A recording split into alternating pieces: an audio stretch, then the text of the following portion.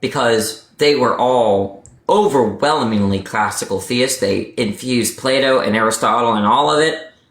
The whole act and potency, God being pure act, atemporal, simple, impassible, which is stuff that you all reject, which is, now you don't have to deal with, it's a liability. Classical theism is a philosophical liability, right? And Mormons don't have to deal with it. So it's actually kind of difficult to attack Mormonism philosophically. Really it seems like the battleground is an empirical dispute about, and which is something that you're very well read on and I'm not. Like the story and the life of Joseph Smith, the witnesses, the tablets. Like it seems like that's where the Mormonism debate should be. I do think that there is a problem of evil, but if you give up on omnipotence, then you really have, worst case scenario, you give up on omnipotence, you only really have an evidential problem, which is still a problem. But other than that, there's not a lot of arguments that are in the theological arguments that are in like the philosophy of religion. Like they just don't really seem to apply. Are you a fan of Jordan Peterson? No. So let me present. Here's something that he shared. Let me know what your thoughts about it are. It's Okay. it's almost reminds me of this epistemological approach, but it's more like determining the nature of a specific philosophy or idea. And he says to experiment on this idea and see what the results are in your life. And he's talking to young men and he's like, experiment on a philosophy. If you notice that your relationships with women and children improve, if you're happier, if you feel like you have more purpose, then this would be indicative of an effective philosophy. So what are your thoughts about that? Well, look, the problem is that there's the term philosophy that's used in all sorts of ways. So, in ancient philosophy, that term was a very broad term. And it was a term that could incorporate a type of life or way of life. It was almost like, in some usages of the term, philosophy was a kind of ethic. So now today, so I think that's what Jordan Peterson, look at the, like Stoicism, hedonism, right? These are philosophies, but they're sort of ways of living that for many ancient philosophers and up until, I guess, after the period of ancient philosophy or medieval philosophy, I suppose. Philosophy was like a lot about practice, right? You applied your philosophy in your actions. But now the term philosophy in North America and the UK is not used that way at all, right? So he's thinking about philosophy as almost like a normative theory, like a theory that's supposed to guide how you're to live your life. John, I know, we talked about it. Someone texted me. And so I don't look at philosophy that way. I don't really look at it that way. I don't look at philosophy as like that way. Normative theories are part of philosophy. And so, and if you're using philosophy in that way, then I don't really have a philosophy. So I don't. I inserted that wasn't part of his quote. I was just he was referring to a set of beliefs or tenets. Yeah, that's too ambiguous. Sure, but regardless of it being ambiguous, would you agree that No, not with that definition. no? So No, look, I how said, would look, you? Platonism, like mathematical Platonism, is a view in philosophy. It has no bearing on practice. No bearing. So then, how would you determine if a set of tenets is good or worthwhile? So, just to be clear, so mathematical Platonism. How do I know mathematical Platonism is a good or bad thing? Is that what you're? I'm not really talking about morality and good and evil. I'm just talking about is I guess the premise that Jordan Peterson makes about, hey, I believe in living my life according to this code or according to this Uh-huh. whatever. Yeah. So then, if you live your life according to it, it should result in certain, fruits, certain evidences. Yeah, he's treating philosophy like a normative theory, some theory that guides your actions, right? I don't accept any normative theories. And look, and the term philosophy can be used that way. It has been used that way. The ancients kind of use it that way many times, right? And people usually, like out there, outside of philosophy, academic philosophy, often talk about philosophy as a normative theory. I don't hold any normative theories. All right. Well, then, but they could still exist. So, say for example, let's say somebody lives by So, like the code. hedonism. Let's take hedonism. Okay. So, how do I judge? Why is it that I reject hedonism? Who's hedon? I think hedonism. I think the famous philosopher associated with hedonism is Epicurus, I believe, and someone can correct me. It's been a while. So it's associated with Epicurus, and that's basically that pleasure, happiness is like it. Go for pleasure and happiness. Okay. So should you go to the party? Well, does it maximize pleasure and happiness? Yes. Not going to party, does it minimize it?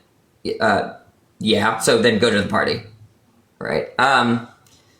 Okay. Having kids. Should you have kids? Is it going to make you happy? No. Don't have kids. Okay.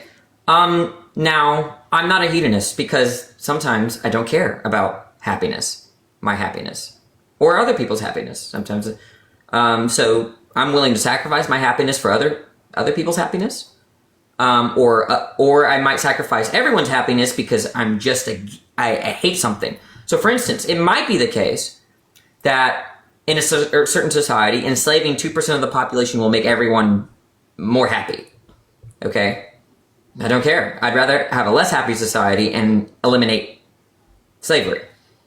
Right? And I don't dislike slavery because of, the unhappiness quality. It just really, even if someone was like okay with being owned, it just makes me uncomfortable, right? I'm going to be against that despite whatever happiness calculations we've got. So, they're just counterexamples to if I were to adopt. Now, could someone adopt hedonism? Sure. I'm just not going to adopt it. Could Jordan Peterson show a lot of problems with hedonism? Probably so.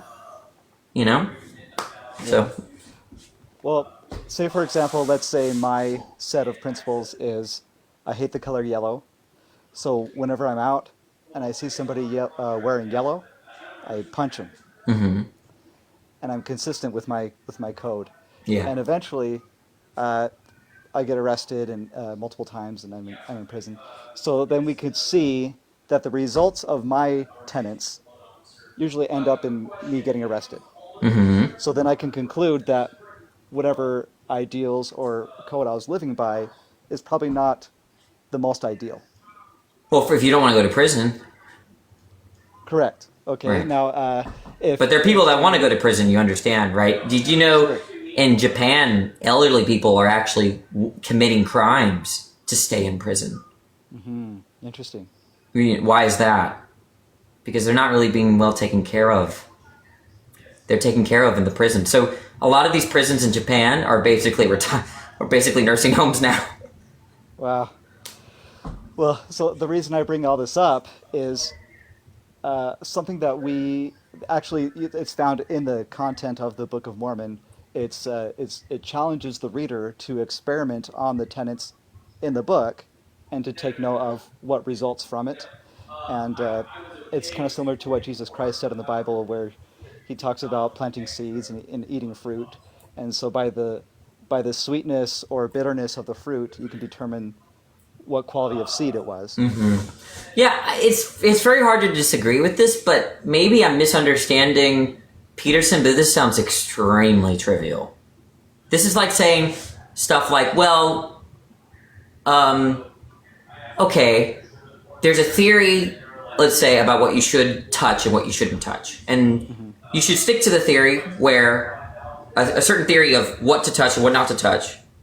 If you were to think about that, if that theory leads you to touching hot stoves while you're cooking, right? well, you get burned and you don't want that, so you should probably throw out that theory. It's so trivial to me, right? Yes, you're I, right. I don't okay. disagree with that. All right. Okay. So then, yeah, there's not much to disagree with Peterson there. Okay, Mm-hmm. so we can move on to the last point. And so, if you're saying your your biggest problem with Mormonism, as you called it, just the Latter-day Saint theology, is the evidence. I actually think Well, that biggest the evidence. philosophical problem is um, problem of evil, but I don't know a lot about the stuff of like the evidence, right? So you might have we did this last time. You have all these data points, and it's like an avalanche of what might count in favor of the truth of Mormonism. I would just have to spend like weeks like looking at it, and I just haven't. I already have low priors for theism, so I'm just already going to kind of like Yeah, discount what's the it. motivation, right? Mm-hmm. So our belief of God is that He is an exalted man, and that we have the potential to become like God. Like you mentioned this with the last guy, how we can share the same equal Essence. essence with Yeah. God or something. Mm-hmm. And so I'm listening. so we believe that we can acquire the properties and qualities that God has. Mm-hmm. So in that sense, it's I think it's the most rationally defensible Christian sect. Um, so and I think that I'm very close to agreeing with you, and I think Christianity shot themselves in the foot when they married Greek philosophy. yes, I So, agree. um, yeah, you don't have to deal with Yeah, that. So it's like I'm close to, I'm close to agreeing with you. And then when I tell a Christian this, right, like I mean, like it's very strange when Muslims and Christians are like attacking Mormonism and how silly it is. And I'm like, okay, if Mormonism is silly, then you guys look at yourselves. Like I you know, don't think that Catholicism is actually less silly than Mormonism. I don't. In fact, given because their unholy matrimony of Aristotelianism and Catholicism, right? Um, I think I'd sooner be a Mormon. I think that it's refreshing. Atheists are the closest thing you can get to an objective third-party observer to theism, where they can evaluate the how loony each one is. And so when Christians will say, "Oh yeah, you guys, let's say their claims for the evidence for the resurrection of Christ is nothing compared to the evidence we have for the golden plates. So if they accept their evidence Yeah, that for seems Jesus true. Christ, yeah, then they would also have to believe that the golden plates are real. Otherwise, it's a double standard. Yeah, So I mean, the only way that I think a Christian or a religious believer, something that atheists actually don't have, is they try to explain the miracle in terms of another supernatural force like a demon. Um, Now that is compatible with what they might have seen. It seems like a miracle, but it's actually not. They can actually grant you the eyewitnesses and everything. But then, whatever criteria they have for likely a demon, like Jews can do the same thing to Christians. It was likely a demon, right? It was a demon that deceived everyone into thinking that Jesus was the Messiah. right. So I just don't really see. I mean, again, I don't know a lot of the empirical data, but yeah. But then the Christians respond with the circular reasoning of like, no, nah, because the Bible says so. Yeah, I wonder what There's like sophisticated Christians. This is why I'm a little sad that. Well, I don't think Cameron Bertuzzi's sophisticated. I actually hate that guy. But I wanted him to debate. What was that Mormon apologist? I kind of that was on Jubilee. There were two Latter-day Saint apologists on Jubilee with that episode. The one that got the bonus round is Jacob Hansen. Yeah, I wanted to see Jacob Hansen and debate. Some sophisticated Christian, although Cameron Bertuzzi doesn't qualify as that. But What do you think about Trent Horn? yeah, that would be a good debate. Had they debated? They have debated at least once. How did it go? So, well, I'm biased. I think that it was a landslide. Oh, only okay. because Trent Horn, he gathered facts to try to debunk, but the facts that he was trying to debunk aren't even things that we believe. So Oh, that's kind of okay. frustrating, and it's like, and this is very common. It's like, Oh, can you make clarify? sure to. So you're not a racist. I know you're not.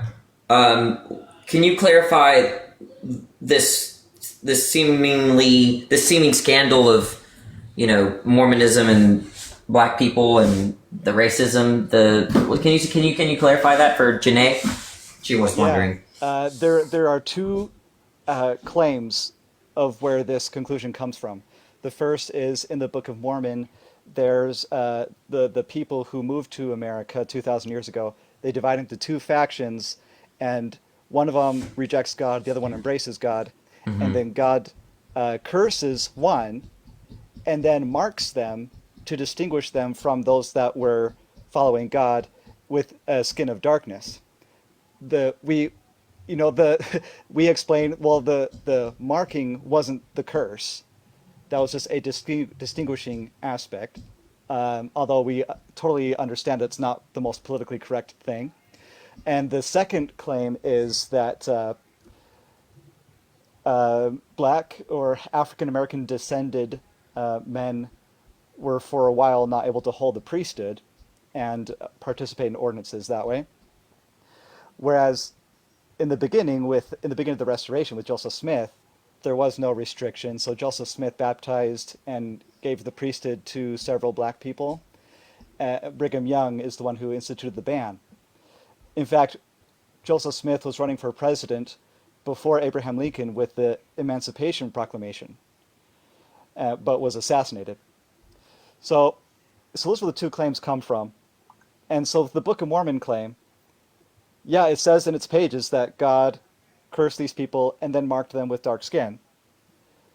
If this book is fraudulently written in the 1800s, then that is absolutely racist. If the book is a true account 2,000 years old, then God actually performed this thing and God is not racist, then it's not racist. And we're looking at with a presentist lens of today's morals, whereas back in the day, even before 200 years ago, the entire world was extremely more racist than they are today. And it could be, here's me speculating actually. Uh, I believe that the people at the time were racist against black people, and that God darkened their skin to make them unattractive to these racist people, despite the fact that they accepted God. That's my theory. Oh, I don't even know how to. Okay, so I don't. Again, this is not my avenue. I don't really like debating this kind of thing, but and I would say this of the Bible as well. I I look at skin color. I mean, race is more complicated than just phenotype, right? Race is when we express our race or when we use like white people, black people. Often we're have we associate race with like certain values, or it's hard to dissociate our culture from our phenotype, right? So race seems to be some kind of combination of phenotype and culture, and sometimes you get one and not the other. So it's complicated, but I I look at race, at least understood phenotypically, as important as the color of my hair. Okay, not very important at all. And I would be. I mean, it seems like in the eyes of God, it would be even less important, right? Like, so I just wouldn't expect a God to actually like sort of include in his holy book a kind of like basically participate in this like toxic dynamic of racism, right? If I just wouldn't expect that at all. Like it to put that in your message is to sort of affirm the silliness that is animosity between races. I just, it's just, I mean, that's just put it very mildly too. There's a general problem is that we are human beings and many other animals actually, and everyone is sort of guilty of this. It's not just a matter of race. We tend to want to associate with people that look like us. We just have that tendency. Okay. I don't know why, and that tendency is not something that humans have like chosen. That's just, it's kind of, not explained in terms of the will, like the volition, our freedom, right? We just gravitate towards people that look good or look like us, something like that. And I think if I were God, I would just eliminate that. Like, I would just eliminate, I just don't see why God would develop humans in a way where we'd be sensitive to that, the sorts of phenotypes that are associated with race. And it sounds like what I'm hearing is that whoever wrote this book is sort of now participating in that toxic dynamic. So one thing you said I want to clarify on. I don't think that God created humans to be racist or to commit evil. I believe that God created humans perfectly. He made a perfect creation. In the Garden of Eden, there was no disasters, no deformities, no death, none of that.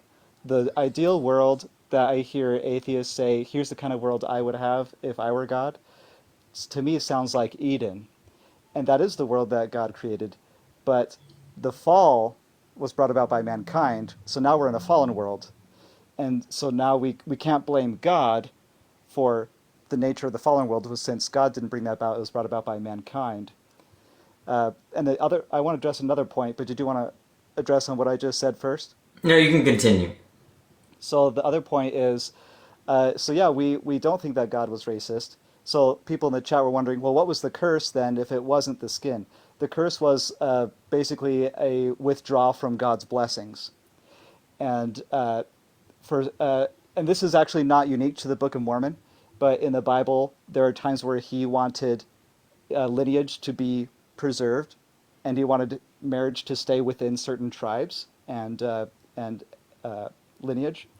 So in order to facilitate that, so that's why I believe that Mark was placed.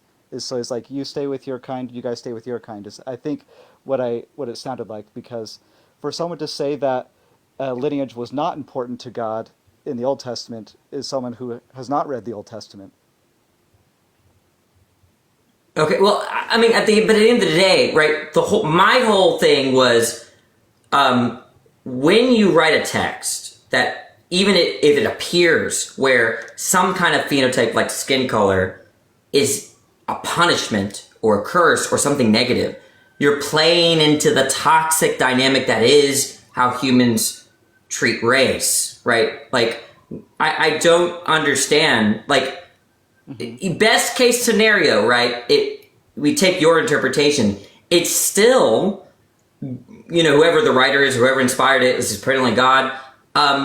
Why would he even make it appear like he's part of that thing? What other options were there? If he wanted to say, hey, this group of people intermarry within your own lineage, this group of people intermarry within your own lineage, would there be some sort of determining factor that you would have placed instead of a change of appearance?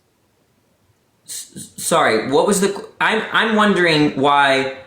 So the question is, why did God, if he wasn't racist, why did God design the text in a way where it is feeding into kind of racist view, like a racist, what exactly would affirm a racist position, right? Like they could just, it seems like that's a verse that if you're a racist, you would just like, oh, well, that makes sense because there are certain inferior races, right? Having black skin is inferior. Like it affirms that, right? Why would you write your text in that way, right? And now maybe you don't think God's powerful enough to achieve his goals without doing that. I just don't get it. Yeah. And so this is me just speculating, right? So we do see that there was that mark placed, that so now they look different, right? They had darker skin. But since we believe that God is not racist, then just like what you're saying, it's like, why would God play into that in the first place? Yeah. That's a great question. We can speculate. But it all comes down to if it was written in the 1800s or before. And that alone, I think, is a really easy test to determine when you look at the evidence. And Besides, Joseph But Smith. am I understanding you correctly? Like, you're you sort of affirm that this is what we would expect if it was written in the 1800s, right? So I guess I wouldn't say that. I'd say the Okay. main point is, if the Book of Mormon were written in the 1800s, then it would be a fraud because it claims to be an ancient record. So if it was written in the Oh, okay. 1800s, then it had to have been have And rich when was tradition. The Book of Mormon written on your view? The same time as the Bible, so 2,000 Okay. years ago. And yeah, and there was a lot of racism going on still. So it just sounds like it's the same criticism that I have of sacrifice. If you really think about um like look at the Mayans, look at the Aztecs, who were completely separated from the Middle East and all Israel, Palestine, all of that, right? Yeah. What was their thing? Their thing was sacrifice. Animal and human sacrifice. Sacrifice is a very human thing. So I'm not surprised that the Old Testament as well as the New Testament have a strong emphasis on sacrifice as being a good thing. Like literally blood sacrifice. Right? Here I see the Mayans and the Aztecs doing it, probably other Native American practices, religious practices. And then voila, oh, well, what do you know? There's on the other side of the globe, they're doing the same thing. Looks very human, right? So what I think people have in mind, other than that, but that seems very racist, is that this is exactly what you would expect if like humans wrote it. But humans did write it. Okay, maybe I don't know enough about Mormonism. Who the Book of Mormon, was that inspired by God? Yes, we believe it was God inspired, just like the Bible. Okay, it's the Word of God then, right?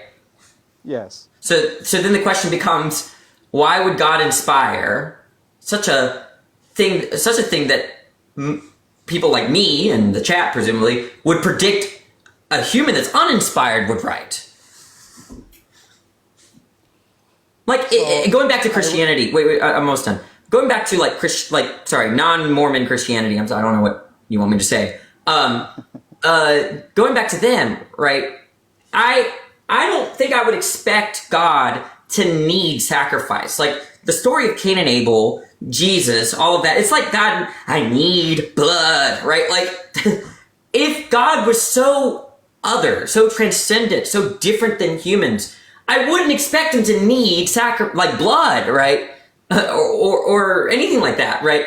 And so that's my issue with like the whole narrative of the Bible as non-Mormon Christianity has it. It's all about blood sacrifice. Blood sacrifice.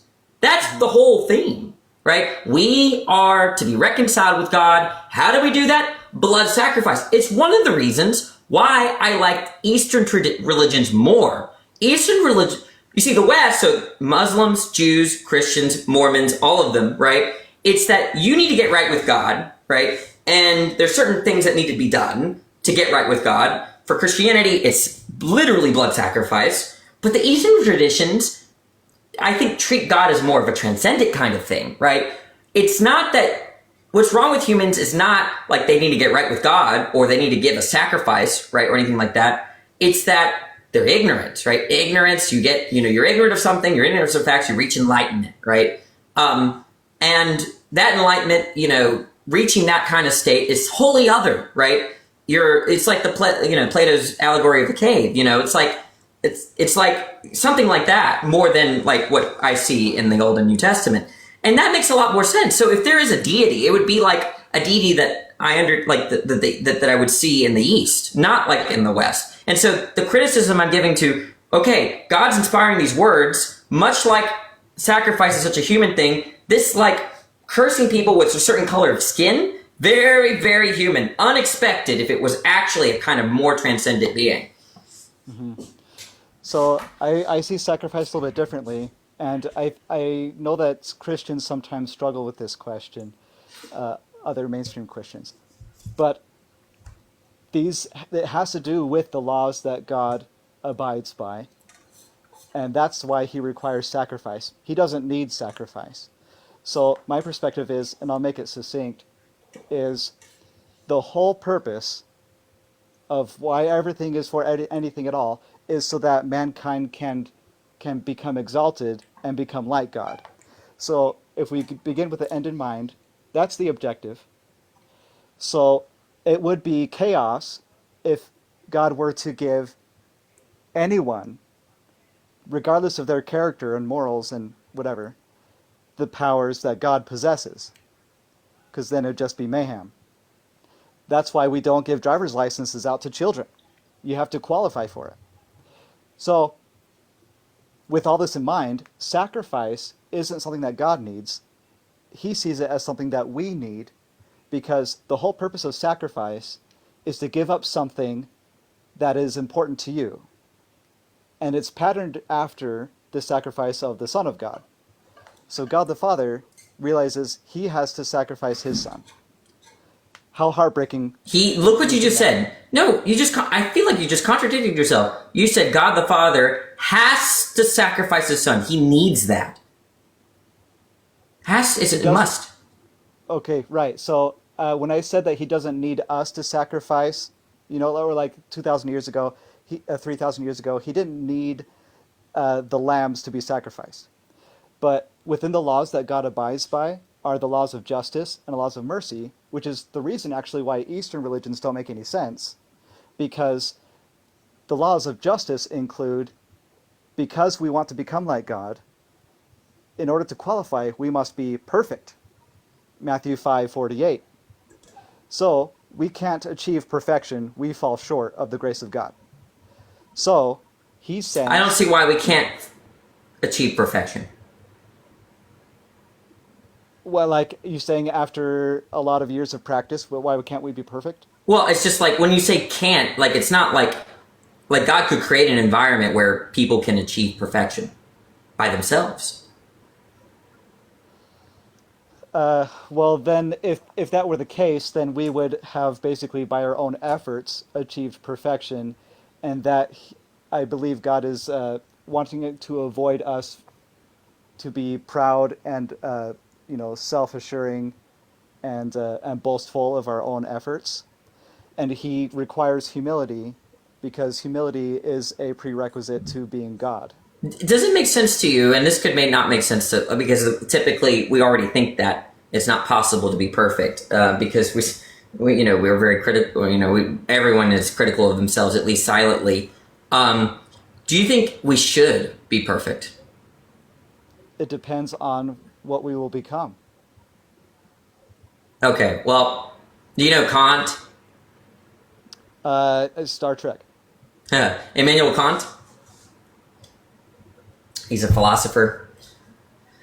Kant basically thought that there had to be an afterlife because we do have an imperative to be perfect. And we don't have enough time, nor are these the appropriate conditions here on earth to achieve perfection. So you need an afterlife for it to be true that you ought to be perfect or you ought to strive for perfection, because he thinks that when you ought to do something or strive for something, it's possible. So, which is, something that, a lot of Christians say that, you can't be perfect. You can't do anything to be perfect. I don't really know where that's coming from. You can't be perfect. I've heard it all. But, yeah, I just don't see, I don't get this. The sacrifice business seems like totally unnecessary. Well, let me finish my thought. So within the laws of justice and the laws of mercy, that the laws of God, even he himself abides by these, for us to become like him and to remain within the laws of justice and mercy, if the standard is perfection, then we all fall short of perfection, then we all are in need of mercy. And if God were to just simply grant us that mercy and say, oh, you fell short, here you go, I forgive you, then that mercy is robbing justice, because then he's lowering the standard. We couldn't slam dunk it, so then he lowers the basketball standard down to 5 feet high, like, okay, I got it now. Well, that law of justice, that standard was low. And if you lower the standard, then what kind of a God would you become? So the standard must stay high at perfection for us to become like him. And the only way to reach that standard is for us to go up there to reach it. But since I'm not tall enough, I can't make that slam dunk, I'm going to need a little assistance to reach that standard. So then you grab me by the waist and Dirty Dancing style, you help me reach up there. Then great. By your assistance, I reached that standard. But I couldn't do it No, on my I own. understand the basic idea. I just don't see any necessity to it. So right? this is why it has to do with animal sacrifice in the Old Testament. So for us to experience godhood, God experienced, for all of our behalf, he had to experience a sacrificing of his son. He didn't have to sacrifice Why his son, again? because the only way for us to meet this standard is because the wages of sin is death. That's one of the laws of God. Is that, okay, you sin, the price is death. So then Jesus Christ vicariously paid that price for us. So even though we've sinned, we can skip that spiritual death. Okay, but this is where I'm coming from. Like, I understand more or less the theme in the Bible in terms of what you're talking about, like and how to get right with God, how to achieve. That's just my foundational groundwork to establish here's right. why God. But I'm challenging the ground. Like, it seems like what I'm reading in the New Testament, right? All the information are in the Bible.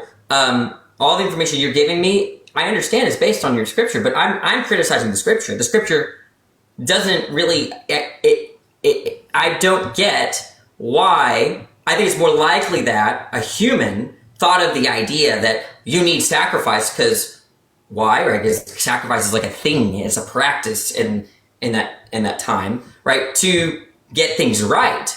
I think it's more likely that this sort of ethics, these sort of rules, like the rules of justice and mercy, and the inability to be perfect and all that stuff. All of those. I lost my train of thought. The point what I'm trying to say is all of it looks more human than divine, right? And I understand the logic. I just don't understand the necessity of it. It seems like God could create a world where he sets up the conditions where you can choose to achieve perfection without blood sacrifice, is what I'm trying to say. So the only reason why that would not work is because I guess you could consider it as like a plant sacrifice. So let's say for us, he does not require blood sacrifice ever since the New Testament. So he doesn't. You're making it seem like God requires it from everyone, but he only required that in the Old Testament, and he doesn't today. So now he still requires sacrifice, but not a sacrifice of blood. Well, that might be true for many Christians, but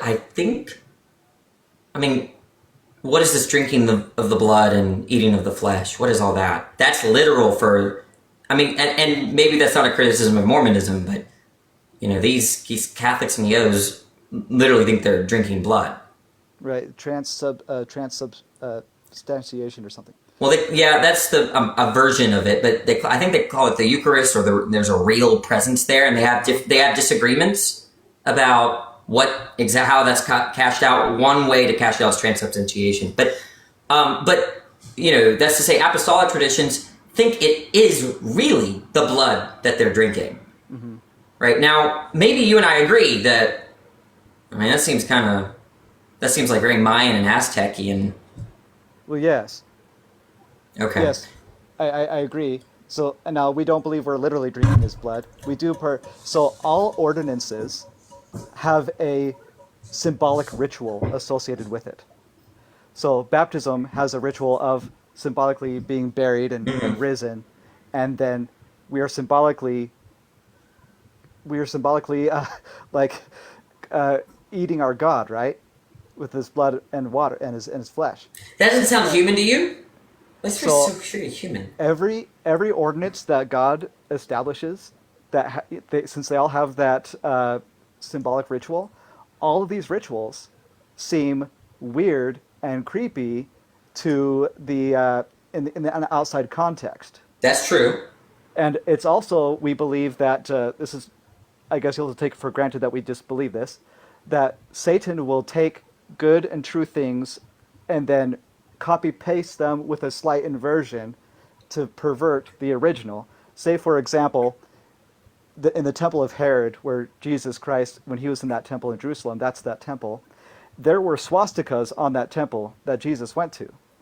And then Satan says, hey, I'm going to copy that symbol, I'm going to put on its side a little bit, and now that's the symbol for the Nazis, the Schmazis, whatever. Mm-hmm. So that's just an example of something we're all familiar with. So the Aztec, you say, hey, that reminds me of the Aztecs, but you're assuming that the Aztecs or Mayans were the originals in these traditions. I'm not making that assumption. Okay. Well, you are right in the fact that they have those things in common. So the symbolic rituals, a lot of the times Satan will take and pervert, and then you'll see that in ungodly examples. You know what I see. Okay, you're basically saying that, like, yes, there are these rituals in other religions, and they look terrible. You have cases where you're sacrificing humans, although Jesus is a human sacrifice, whatever. And that's just an abuse of what is supposed to be a very reasonable thing to do to get us right with God. Just like the swastika was, that's whatever that symbol was from the East, how it was abused. But yeah, you know what I would expect? If God wrote the Bible or inspired the Bible, you know what I would expect? I would expect this. All these other religions, dear all humanity, right? These other religions, right, do things to appease their gods, right? But I want to let you know, I want to get things in the clear. I don't need you, okay? And I don't need praise. I don't care if you hate me, if you mock me. I am God. I am transcendent. I don't care what peons think. Okay? And, yeah, that's it. End of story, right? That's what I would expect. If you show me a text here, it's more likely God, because God in this, like, really transcendent way just wouldn't, I don't understand why he would engage with all these, like, ridiculous, I gotta be careful, these very ritualistic, systematic, very complicated practices in religion. It's just weird that he participate in it or indulge it, right? Just the way that he indulged, saying black skin, is a curse, right? Like, whether or not that's racist or not, I'm not interested in debating it. It seems very, That's the curse, though. Sorry, what? That was just a marking, a distinguishing feature. That wasn't the curse. But it didn't say curse them with black skin. It didn't say that.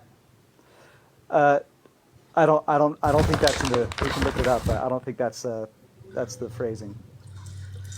Okay, well, I like I said, I don't know very much about Mormonism, but I feel like if there is a God, the way that you're sort of describing him, especially the way that early Christians sort of described him, I just think he'd be totally disinterested in everything that happens. Why would he care? Why would he care what I think? Well, you're right in the fact that he doesn't need us, like how you were saying that. Uh-huh. So we believe that we're literally God's children, that we are, like, literally born spiritually, and in the premortal life, and that a loving parent wants the best for their kids. He doesn't need. Yeah, but you're assuming, like, God is like a parent. Why? Well, yes, I'm assuming that. You're imposing human on God. God is a social being. What is he like? Around. Like what? So I'm not imposing human on God. I'm imposing God on human. I don't think that God created mankind. I think God created Godkind. We are the same. Why do you think God is like a parent? Because we believe that he is the father of our spirits. Does that just mean he created us? So personally, I believe that we were literally birthed in the premortal life from our spirits. Okay. So, well, like, to be fair to Mormons, I think y'all do. I think that you kind of make God a little bit more human than the other people. Totally. Yes. Okay. I think that other religions try to maybe separate. They say it's blasphemous to say that we could bridge that gap between man and God. But I think that may be a Greek philosophy origin because it's not biblical. So I guess to go back to what I was saying before, to sacrifice something that is good, something that you have, that you possess, like in the Old Testament, they'd have to sacrifice their best animal, And so now we have to sacrifice what we love most in our day, which doesn't have to do with So when you're God one day, are you going to demand these sacrifices? So I won't hear. So I think let me rephrase what you're saying. Okay. Assuming that we have to assume a couple of truth claims to answer your question. All right. So assuming that Paul was literal when he said there are three heavens, and that in the third heaven we can become like God as He is, Okay. and that we must qualify we must develop the godlike attributes to become God. Otherwise, having those powers would be chaos. Then you would have to require certain, I guess, standards for the mortals to qualify for, to meet those standards. And those standards would gradually bring them closer and closer to God in character. Okay? Okay. So if I'm God, and if I love my children, all my spirit children, I would want them to become like me. So I'd say, well, I can't just give it freely to everyone. I need you to, abide by my laws. Oh so dear. that we 1 can second. Let me deal with qualify. this troll. Black, black, black, black. Okay. Do I not have mods? Jim. Okay, I'm making mods. My mod list is full? No way. Oh, okay. Janae, I don't know why I'm making mods, guys. Give me a second. Because I had some... Oh, I ran out. I ran out of mods. Too. Jim, I would make you a mod. Janae, I made you a mod. I need to go back through my mods. I haven't streamed it since, for months. It's been months. I ran out of mods. I don't know who my mods are. I think Okay, don't worry, Simon. Live streams, I gotta say, sometimes it reminds me of that scene in The Lion King where Scar is playing with the mouse. I feel like your level of thinking it's like you play a video game at level 1 on easy mode, and then you decide to play it again on level 1 on easy mode. A lot of your conversations, I'm like, gosh, you could do all this in your sleep, man. Well, it's not because I'm really smart. It's just because I'm experienced, right? This is why, Michael Knowles, I hate that guy. Do you know who that is? No. Okay, good. He played, he was like the anti-trans LGBT guy on Jubilee. And the reason why I have a problem with platforming people like Michael Knowles in that context is because he's an experienced debater. He does this professionally. He is a sophist, right? Professional sophist politically. And so they pitted, about 15 clueless people, right, that have no experience and were anxious and nervous beyond belief because it's a big, this is going to get millions of views, and pitted him against a professional sophist. And I know that Michael Knowles is not bad at what he does, right? Unfortunately, he's not bad at what he does. He knows how to destroy people that don't have any debate experience rhetorically. He knows how to do that, generally speaking. So I think it's terribly irresponsible to platform someone like that and then pit them against inexperienced people. Really, debate, or conversing in these topics, it's like a sport, right? Conversation is a sport. There are people that say exactly the same stuff I do in terms of meaning, but just don't package it as well because they're less experienced. So, it's just because I've been doing this kind of thing for literally a decade. So, if you were to do something like this for a decade, you get good at it, despite your intelligence or what you believe. So I don't really give myself a lot of credit because this is what I basically do this so much, right? But,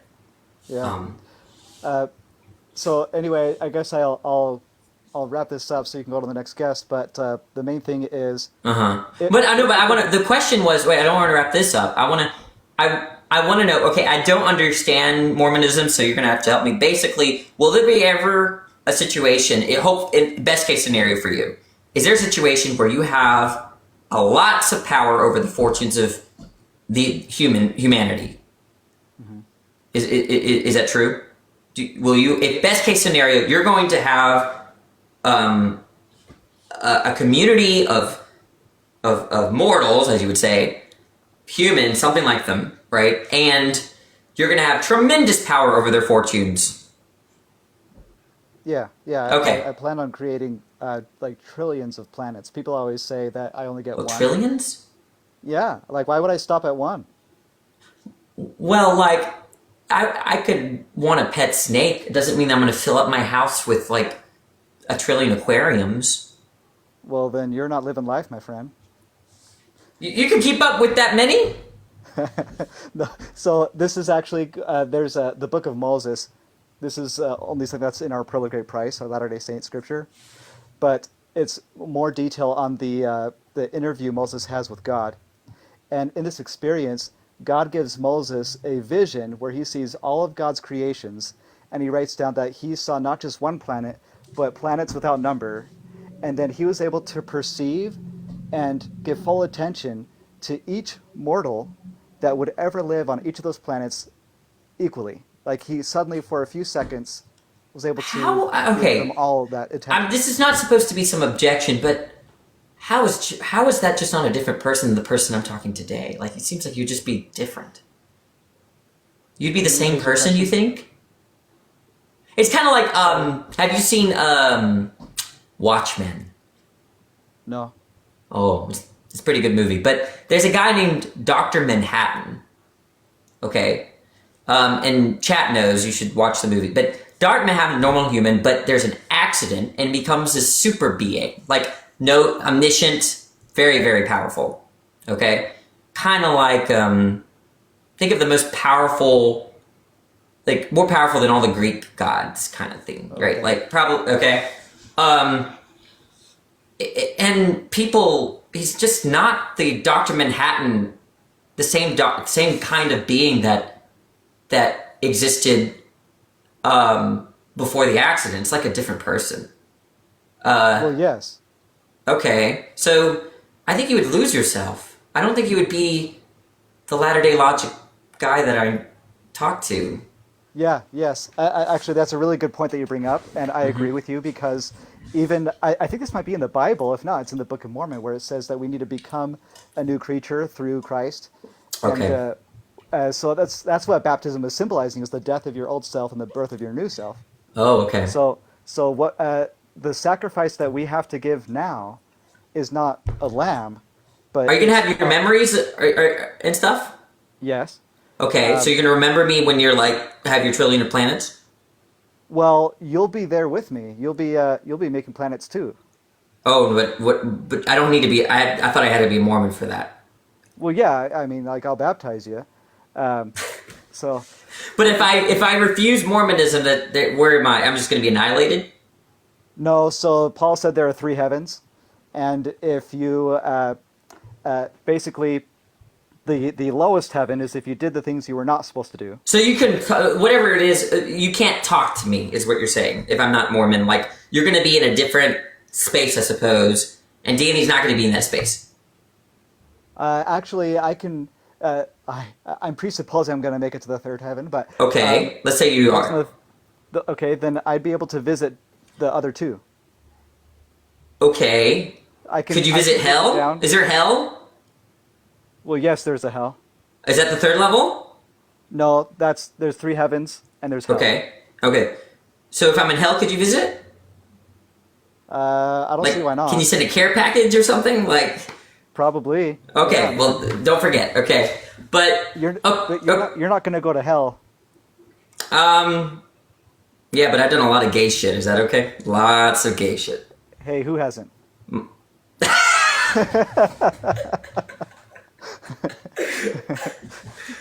Like, my body count is triple digits.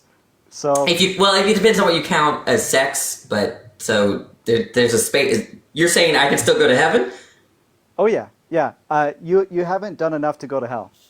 Oh wow, nice. Okay, so I could have done more. Okay, good. I just went. All right. And when you arrange your little world, or your little trillion worlds, I should say, is there going to be stuff like cancer? So when I create the Earths, I will not create any Earths with cancer or disasters or anything. But the immortals I can like choose to that. bring that. They can choose to bring it in No, why would you let them do that? because one of the laws that God is limited by is That you'd be limited by. yeah me is free will. So What I does that can't mean? stop. Therefore cancer? Free will, therefore cancer? I don't want free will. Don't give anyone free will. Well, then they can't become gods. Better, I mean, where did they go to hell then? No, they just be in limbo. If you remove the free will, then how do you develop character? Yeah, but I would rather not develop cancer than develop character. Think about it this way. I don't, you can keep the character, I don't want the cancer, okay? Okay, imagine this. Imagine your dog has got rabies, needs a rabies shot. And so they go through this rabies shot, and they're like, ouch, that hurts a little bit. Okay, well, now you're done with the rabies. Okay? In the grand scheme of things, because of your atheist mindset, you're looking at this life, and the ultimate ending is our physical death. Whereas if you zoom out and take